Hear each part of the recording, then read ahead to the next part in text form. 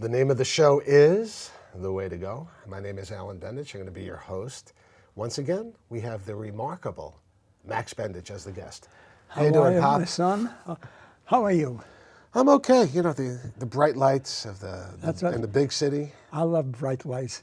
Why? It gives you something, some inspiration, you could say, the bright lights. So, you know, Aaron was back in town this week. You know, Aaron's up in Vassar during the summer. And he's in entertainment also. I guess he's the program manager this summer. And it's actually a paying gig, but he's working at the radio station. And, you know, and one of the shows he has is all about folk music, which is what basically you showed him. And I guess I showed him too through you. But he plays your music. He plays my music. We go back with it. But let's talk about two things about Aaron. He, when he was young, he heard folk songs. When he was young, a little older, folk songs, and more folk songs. And now he's in college, and he's doing many things. He's doing it popular, but he's also doing, maybe he's talking about it. Maybe he's making some sort of a institution. I don't know the words to say it, but the majority of his thinking is about folk songs. Right. And I'll tell you, Pop, what he's doing is not only is he going into folk music to the level that you were into it, but he's even going deeper. I mean, when he gets to an artist or a type of folk music, he wants to learn all about it. So it's great. And you're his inspiration, by the way. And we have a computer room downstairs, and every now and then I look at it, and just what you're talking about. And where do I go? I go to folk music, and in the 1910s and 1900s, and you'd be surprised, in the South, these people made their own banjos, made their own thing, and with that drawl, they would say, whatever songs they would sing, I come from Alabama with a banjo, you know, things like those kind of songs. And you know what? It opens me up when I hear that. Why? Because, Alan, believe it or not, I was brought up on that. I know. Now, I had friends. I'm a good dancer and everything. Dance music didn't mean anything to me. Also, with Aaron, I had classical music. Right. And because of the classical music, we have some these. Look, I saved records. I went through 78s. 78s are certain kind of records. Then there was something called 93. It was a big record going on. You could put on an opera in almost one of those things. And then it went from other things. But every now and then, the 78s went out of style. Right. And from about $1, they were charging a nickel or a dime. Right. I brought as many as I can. Right. And then the 93, I bought as many as I can. Why? Because the stores, the 33s. The 33s. The stores loved me. Right. They're stuck with them. They were actually stuck with them. Why was it coming out CDs or whatever it is? And I had duplicates, and we had a two-family house, and we had a big garage. And if you remember, I had boxes and boxes of records. Right. Maybe. Well, you know where they are now, Pop. They're in my house. And now Aaron says, I'll take them all. Right. And I'm sure. And I have them. I know it. Yes. Now, I'm sure of this. Yes. He learned a lot from them. Well, some of them, he definitely did, but some of them he doesn't even want to play because he feels like they're like museum pieces. You know? I know. They're not something they made back then. They'll never make again. I mean, it's like a work of art. And I wish I thought about that. Whoever thinks about 20 years from now or 10 years from now, but they were important at that time. Why? They were cheap. Right. And I bought them. And Mom, I'm lucky about Mom. She loved the folk music also. Right. She loved folk music. I know. and we would kid around, and So, life Dad, wa- and like when you look at your grandchildren and your great grandchildren, Right. and you see the way they're growing, I mean, it must be. I mean, No. I look at my kids and I'm amazed. I remember when Aaron and Kara were little kids, and now they're growing up. But you can go down several generations now with your great grandchildren, your grandchildren. It's got to be a remarkable feeling. with my children, and there's a song about that. With my children, it's a shame, and it isn't only. I took them there. I took you. I took other, but it could have been done more. But I couldn't. I didn't have the time. We were workers, but with our grandchildren, Alan, the things I did, and I talked to Miriam about it. What right did she have to give Mom and me, her two children, go all over the United States?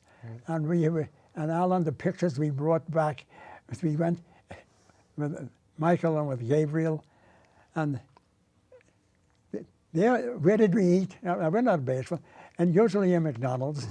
And what was their story? I'd go into Zadie, this is the exit. You're going into the and I was in such a hurry most of the time, but why it happened, I don't know. I would go into an exit. I never saw a car going out, Right. luckily, and go out through the. And you drove how many hundreds, thousands of miles, and still, and- when you go to McDonald's, you went into the exit. Again, and Alan, a guy like me, we live on our memories.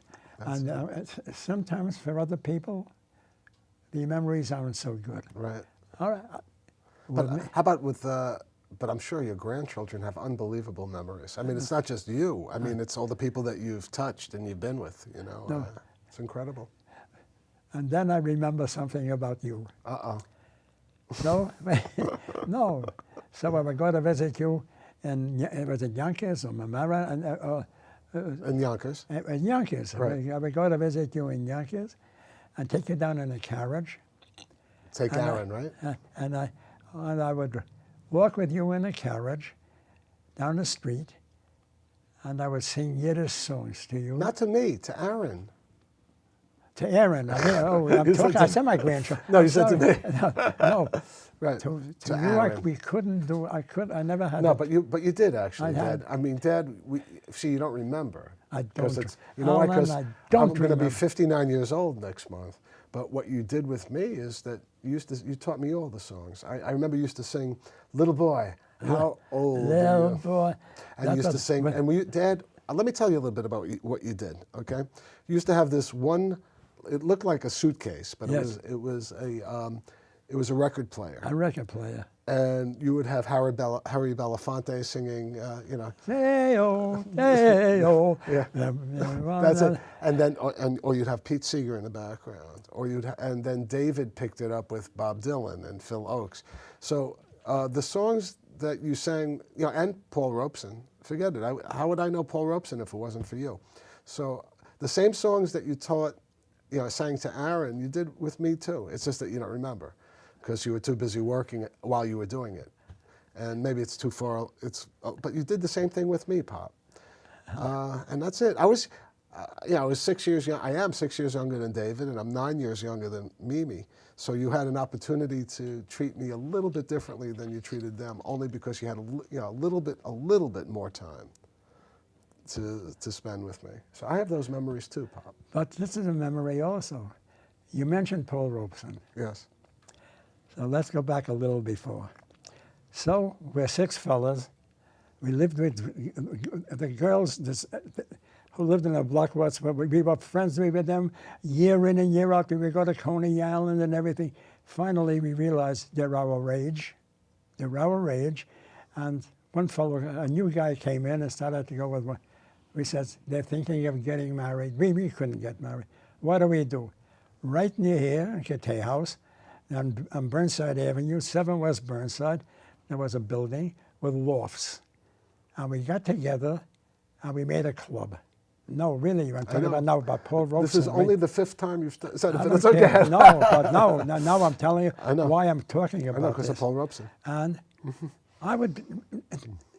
It would be about 7 o'clock, maybe 8 o'clock. No, but let's say 7 o'clock, when all the girls would be coming in and going from one room to another room to another room, and it was good. I mean, that's a. Right. And Sounds we would good. dance, and I was a good dancer, Alan. I know, I think I told you. Even when you were older, you used to cut a mean rug. right. So, yeah. I'll interrupt myself. You know where we used to go? I think I told you in one of the episodes. Yes. We went to Harlem, and in Harlem they had on Lenox Avenue, they had. You needed where did you get $50? I don't. You buy 10 tickets either for a nickel or a dime or whatever it was, 10 cents a dance. You know, you might have heard that 10 cents. And I learned more steps, and I think I told you. So there was one black young lady, and she liked me, and then we were going to the same place all the time, and she says, "I'm going to teach you something." Maybe I told that to you. No, you never. This is a first. This is a first, folks. A first. So what did she do? I mean, as we're dancing, you're gonna put me between your legs. That's really good kidding. Not only that, and with my help, you're gonna lift me up in the air, and then we're gonna come down. I said, "You're out of your mind." Did you do it? Talk many times, but that first time I could have. You must have been scared. I was scared.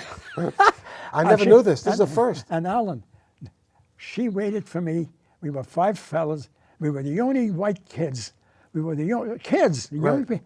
And why? We liked to dance. Right. And they taught us. Were your other friends dancers too? Yes. Good dancers? We were good dancers. All of you? Now comes about Paul Robeson. Okay. So we're sitting there. Let's say it started at 7 o'clock. Here we have, and where did we get the furniture? We had couches, we had chairs. People would throw out the garbage. We were not only us, everybody. People who they took it to live in the house, and there's an expression that says that some people's garbage is other people's treasure. Right? So here it's about 6 o'clock, and we're there, and I'm listening to, most of the records are mine. We're listening to something called The Ballad for Americans, with Paul Robeson singing. Yeah, in 76, the sky was red and thunder. Anyway, it's a nice song. It's a long, kind of long song, about 3-4 minutes. And all of a sudden, 2 girls look in, and now we're playing the record. They holler over to me, "Get that junk off the, get that junk, put on the dance mix." And they say, "No, please, we want to listen to this." I said, "Fine." And they listened to it. It's a beautiful thing. Ballad for Americans. And then they heard it, and then they went away. All right? In the evening, they came back, and I danced, the 2 of them. I danced with one, and my friend danced with the other.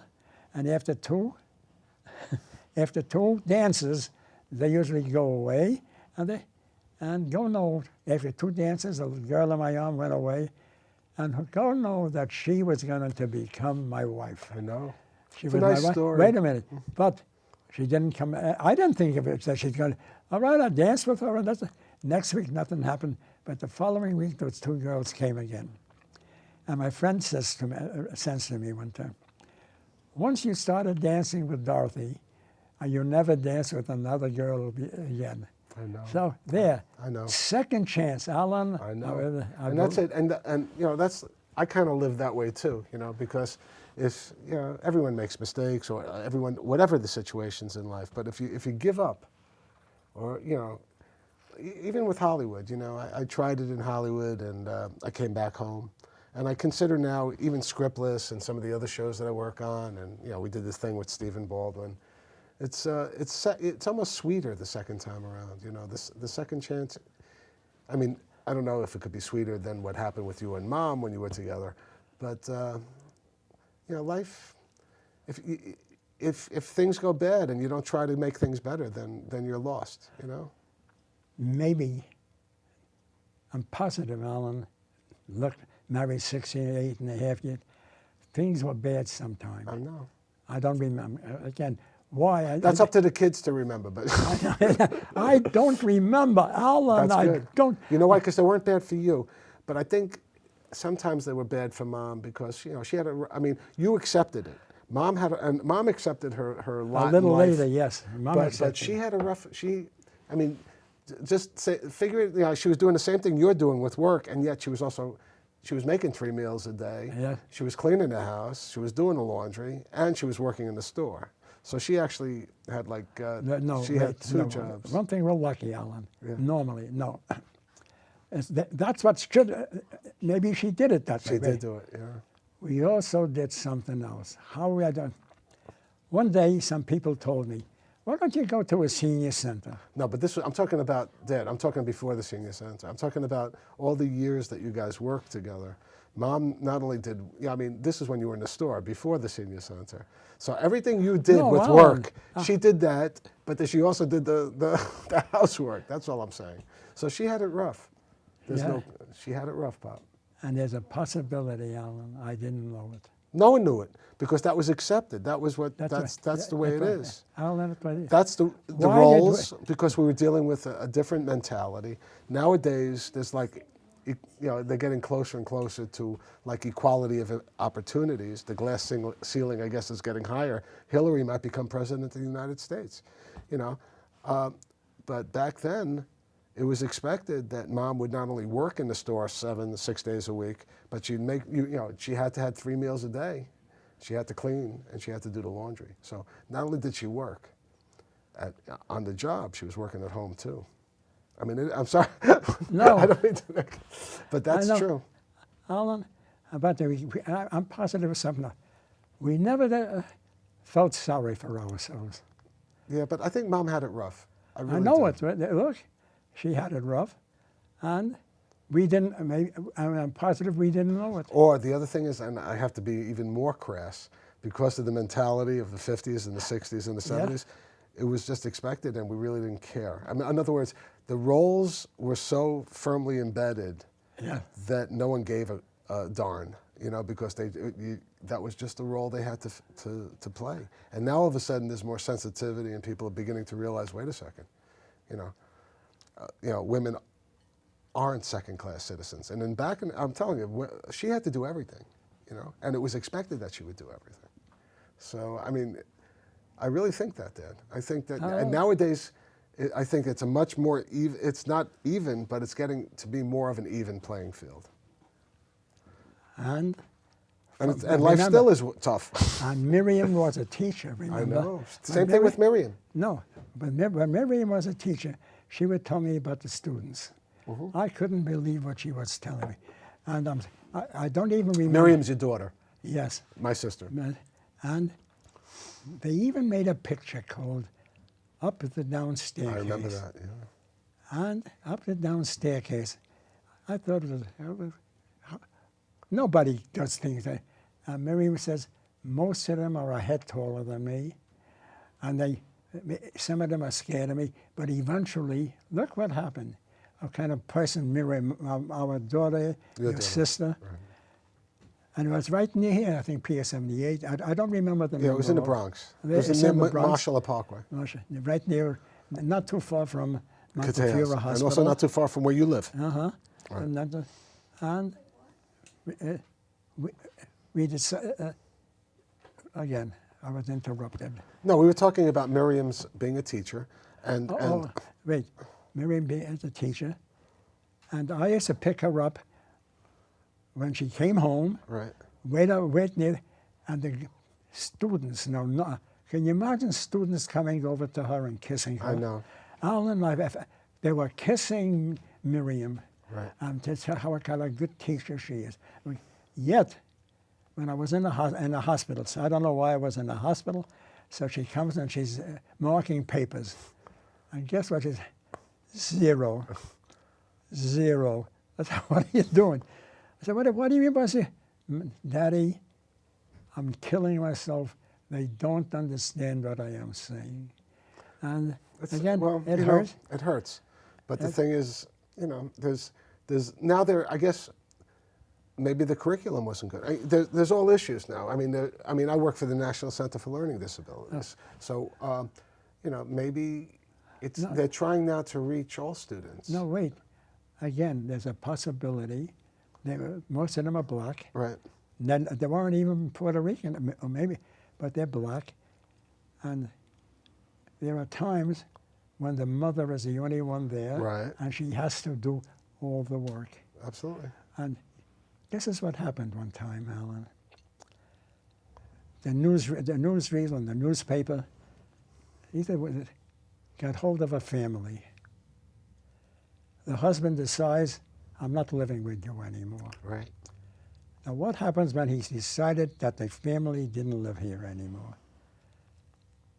The woman starts getting so much and so much for this, so much and so much for this, and, relief and welfare, this, whatever you want to call it. Everything. Yeah, she was getting more Entitlements. than the man was making. Exactly. And what did they find? Once they saw that, and it breaks your heart, many men left, Right. but they didn't leave to run away. Right. And so they lived over here. Right. Their family would live over They here. lived because they could get more No, they could get for their double. family. That's right. They could live. And there was a time when something happened, and this man was caught either going out of on a fire escape, and that's when there was a big hullabaloo.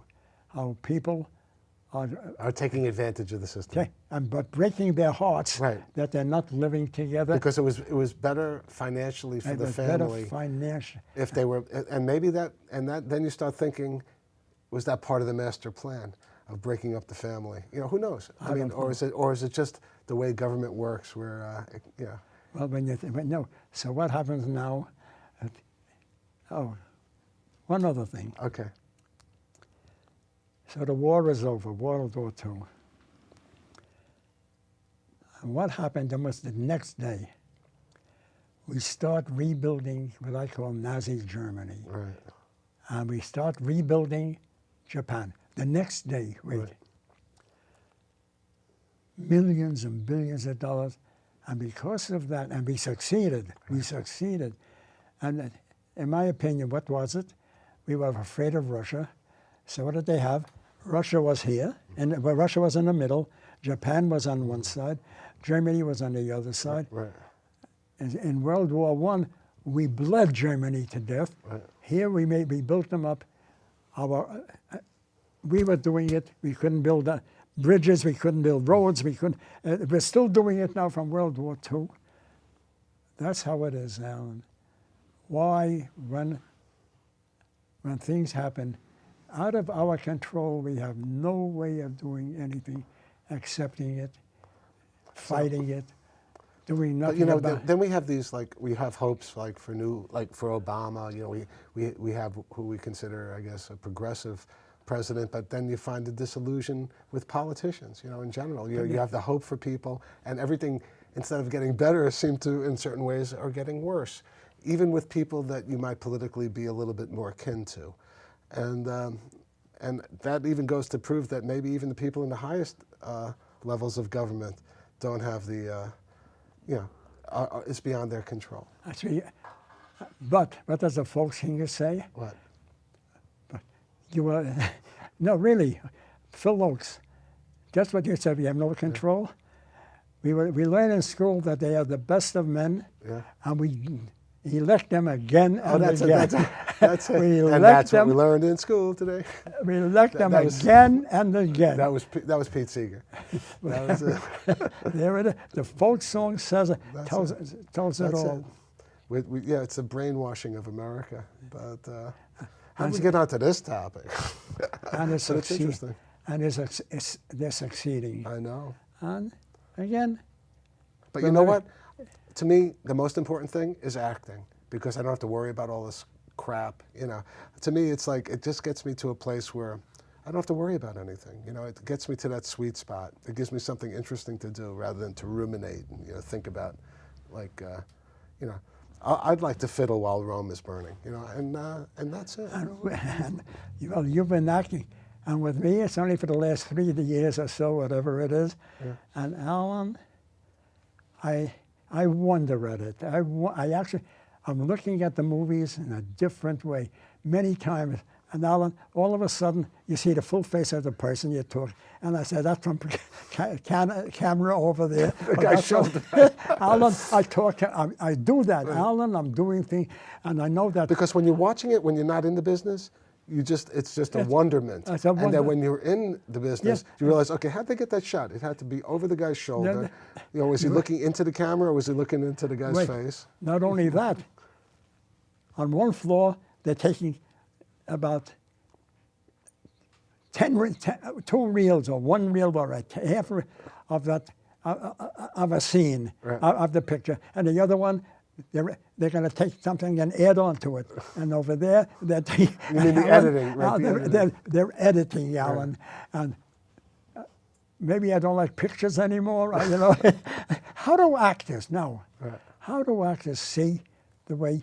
Again, remember. Well, I'll tell you one thing. I saw episode 1 of Scriptless, and the editor made it look better than I thought it was going to be. Because what they do is, the interesting part that I like about the scenes I saw in episode 1 were that even though we had a scene maybe that was 2 or 3 minutes long, he cut it into segments because certain things were happening simultaneously. So he showed just a piece that had a natural end, and then he went to another thing that was happening at the same exact time in a different location that had a natural end, and he was going back and forth, and it was like, whoa, it gets you a little bit dizzy. It has to be, like you say, a natural what? Natural ending. Ending. Right. And that's what I notice about the movies now. Right. When you actually see. And that's the other thing with improv. You have to make sure, and this is like what I'm hoping that you'll do as the director and you're the actor. Remember that that there should be like a beat. Maybe a beat in between what you say. Give the other person a chance to talk, because that might be a good place to cut. So that's important. So make sure that when one person talks, you wait until they finish talking and then you talk. No, you gave me a hint. That's beautiful. Right. See to it that the person you're talking to is going to get a good line from you, and he continue the conversation. Right. The thing that I told you was that you're not trying to beat the guy. No, you're trying to help lift him up a little bit. And you notice that over there. When you see pieces and pieces, usually when you see in Westerns, in Western you can see the same thing, the same picture, but differently, and you think it's different. Alan, that's what I am enjoying. I look at computer down there. We have 4 computers down where I am in Cathay House. Very few people look at them. Some of them, they have email, and some of them, they do other things. I look for music, and I look for old music and old movies. Yeah. And I see the actors that I saw when I was a kid. You know what, Pop? I saw some of those shows too, and I really enjoy listening to this stuff. And we can go on forever and ever, but unfortunately, we're going to probably have to do it without the cameras because it's come to that time. And there's just one thing left to say, Pop. That's a wrap. Good night, folks. Sweet thing, honey pie, looking good, caught my eye. I dig your vibe, your smile. Come here, let's talk for a while. I'm loving your company, feeling the electricity. Can't explain this chemistry. Something's coming.